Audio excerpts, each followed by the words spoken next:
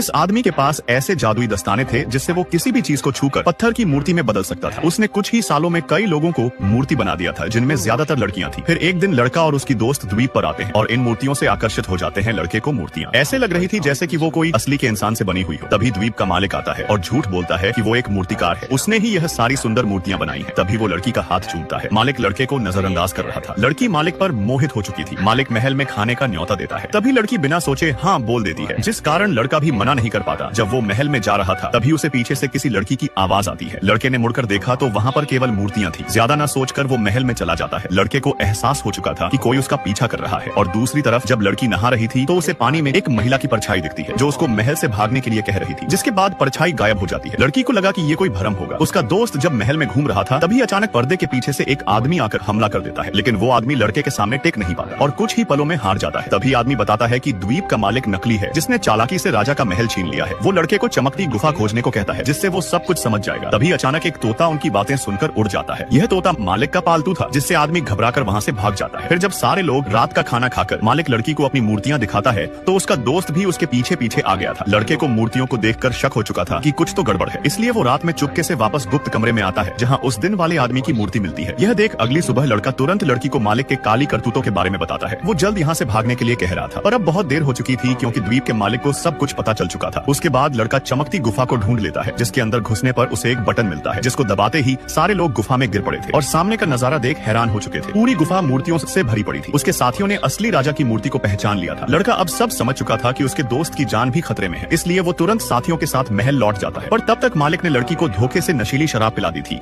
जिससे वो तुरंत बेहोश हो जाती है। फिर मालिक उसे गुप्त कमरे में ले आता है और अपने जादुई दस्ताने बाहर निकाल लेता है। फिर लड़की को छूकर उसे मूर्ति में बदल देता है। थोड़ी देर बाद जब लड़का कमरे में पहुंचा तो पत्थर बनी लड़की को देख उसे बहुत गुस्सा आ रहा था। वो मालिक को लड़ने के लिए ललकारता है, पर वो उसके पास जाने से डरता था क्योंकि उसके छूते ही वो भी पत्थर बन सकता था। इसलिए दोनों की अफरा तफरी में मालिक ने कई चीजों को पत्थर में बदल दिया था। लड़का उससे बचते हुए भागकर महल की बालकनी में आ जाता है, जहाँ नीचे एक 100 मीटर की गहरी खाई थी। उसके पास और कोई रास्ता भी नहीं बचा था और जब मालिक उसके नजदीक आता है तभी लड़के ने अचानक से उस पर हमला करके उसको बालकनी से लटका दिया था। फिर उसने मालिक को उसके ही हाथों से उसे मूर्ति में बदल दिया था, जिससे वजन के कारण उसकी मूर्ति टूटकर खाई में गिर जाती है और चकनाचूर होते ही सारी पत्थर की बनी मूर्तियां वापस इंसान में बदल जाती है।